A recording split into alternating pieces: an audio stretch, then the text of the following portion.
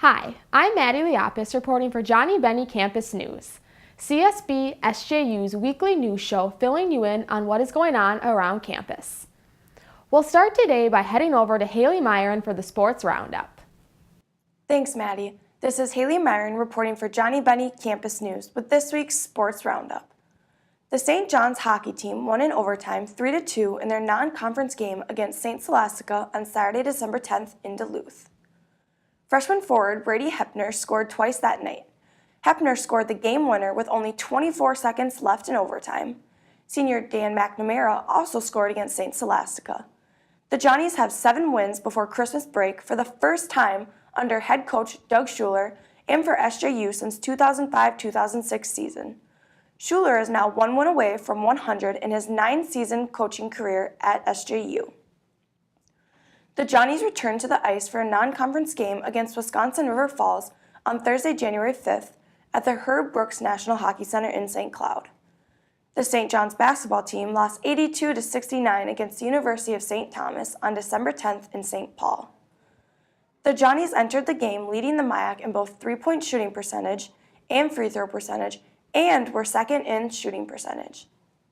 Sophomore guard David Stockman led SJU with 18 points. And junior post Tyler Weiss followed with 9 points and 7 rebounds. The Johnnies are off until after the new year with a 7 p.m. game against St. Olaf on Monday, January 2nd at Sexton Arena in Collegeville. The St. John's wrestling team wrapped up their 2016 season on Saturday, December 10th at the St. Cloud State Husky Open. Freshman Noah Becker led the Johnnies with a second-place finish at 133 pounds. Becker has a 12-6 record this year. Freshman Jared Novak also had 2 wins on Saturday. Novak entered the tournament with a 6-3 loss to Nick Mergen of Division I North Dakota State. SJU went 2-9 against Division I and Division II competition on Saturday. The Johnnie Wrestlers returned to competition on Thursday, January 5th at Cretin-Dermott Hall High School in St. Paul at 7 p.m. against St. Olaf. The College of St. Benedict's hockey team broke their 7-game losing streak in a non-conference series split against Concordia, Wisconsin. The Blazers started their 2-game series with a 5-1 loss to Concordia, Wisconsin on Friday, December 9th. On Saturday, December 10th, the Blazers bounced back with a 2-1 win over Concordia, Wisconsin. Both Ellie Marvin and Allison Kirk scored for CSB. Marvin's goal was her 10th of the season, putting her just one shy of her career high of 11 goals in a season, which she set as a junior in 2015-2016. Marvin is only the 3rd player to record 10 or more goals in more than one hockey season in their CSB career. The Blazer hockey team is off now until Friday, January 6th, when it hosts UW-Stevens Point at 7:30 p.m. at the MAC in St. Cloud. The St. Benedict swimming and dive team won 157-86 in their duel against St. Kate's in St. Paul on Friday, December 9th. Friday's dual meet was the College of St. Benedict Swimming and Diving's last competition of 2016. The team leaves for Florida for its annual training trip January 2nd and returns to action January 13th, 2017 against Hamlin. The College of St. Benedict basketball team picked up their first loss of the season, 79-35 against the University of St. Thomas. The Blazers shot just 25% from the field and scored in single digits in 2 quarters in St. Paul.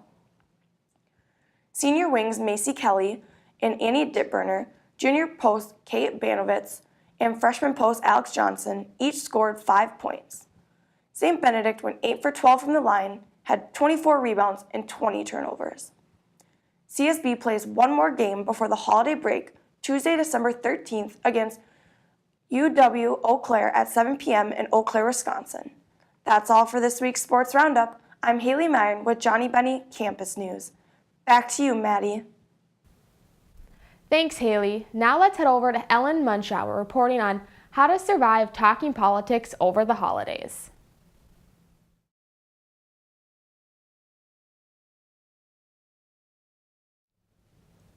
Thanks, Maddie. This is Ellen Munschauer reporting on how to survive talking politics over the holidays, brought to you by the McCarthy Center.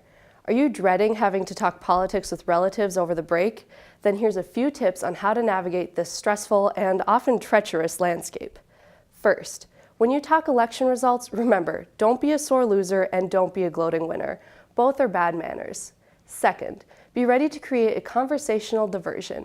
The best way to keep people from talking about politics is to get them talking about something else. What's the best thing they've watched on TV or a book they've read this year? What are they feeling particularly thankful for? Browse the news before dinner and come prepared with some interesting apolitical headlines to discuss. Lastly, remember that you technically love these people. When they talk, pay attention, even if steam is pouring out of your ears. The goal should be to have a civil conversation, not to win a contentious one.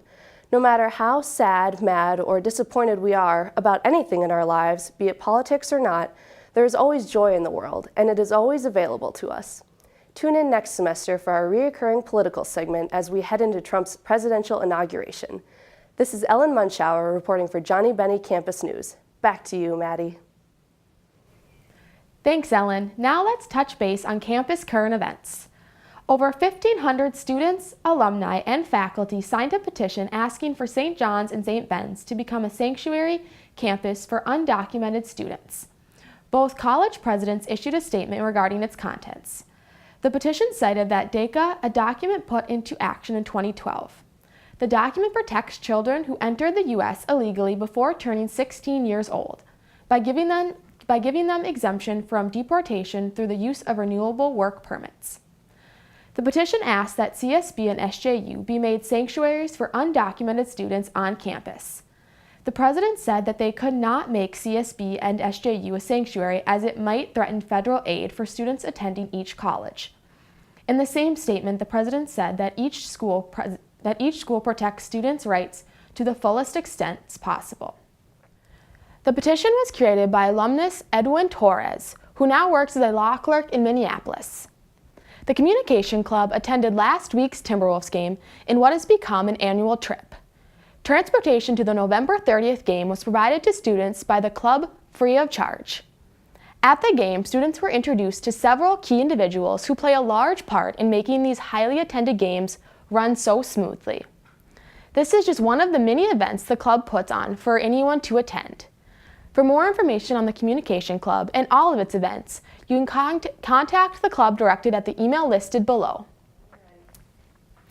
As the end of the semester draws near and you don't know what to do with all of your leftover flex dollars, flex it forward. Every year at the end of the semester, the Bonnier Leadership Program promotes the Flex It Forward campaign. To participate, use your extra flex dollars to purchase nutritious snacks like granola bars, crackers, or applesauce. Then place the snacks into the Flex It Forward boxes that will be found at Sexton, McGlynn's, and Good to Go. The food is donated to the Discovery Elementary School. Donations will be accepted until Saturday, December 17th. Now let's go over to Maddie Morris, who is with Tina Straight from CSB SJU Bookstore. Thanks, Maddie. This is Maddie Morris reporting on the end of the semester book buyback program. I'm here with Tina from the CSB SJU Bookstores to tell us more about this program. Thanks for being with us today. Thanks for having me, Maddie. So my first question is, can you explain to students what they need to bring with them when they want to sell their books back? Do they need their ID, a receipt, or both? Students don't need to bring anything with them when they sell their books back. There's no receipt required, so just bring your books. Perfect. Are there any restrictions to which bookstore the students can sell their books? No, books can be sold back at either bookstore regardless where they were purchased, and if they were purchased online or from a friend, they can still be sold back at the bookstore. Wonderful. So I'm sure many students are wondering, what affects the resale value of a book? Can we sell our books back in any condition? Condition doesn't really matter for book buyback unless the book is really destroyed, the cover's missing, or there's a lot of water damage. If you highlighted or wrote in the book, that's fine. The biggest thing that affects resale value is if the book's being used on campus next semester. So if it's being used in a course in the spring, the bookstore will pay up half of the used retail. If it's not being used on campus, a national used book company comes in and sets the price for the book based on national demand. Mm-hmm. There are other course materials, of course, such as access codes, lab goggles, and workbooks. Are any of those available for buyback? No, those aren't available for buyback. Goggles aren't available for sanitary reasons. Workbooks and access codes are for really one-time use. They can't be transferred to other students. Workbooks could be written in or have pages missing. Mm-hmm. Okay, so another big question, do we get cash for our books, or is this money credited to our accounts? Yep, you get cash right as soon as you sell your book, so it's instant cash. Perfect. I'm sure students appreciate that for the holidays. Yes. So can you tell us more about any promotions going on involving the Buyback program? Sure, when you sell your books back, you'll get a little a number at the counter, and you bring that number into the bookstore and see if your number matches a number on the board. We're giving away 40 prizes ranging from candy bars to $50 gift cards, so you'll certainly want to stop in the bookstore to check that out. We'll definitely be doing that. Well, before we wrap up, is there anything else that students should know about this program or promotions as we finish this semester? Sure.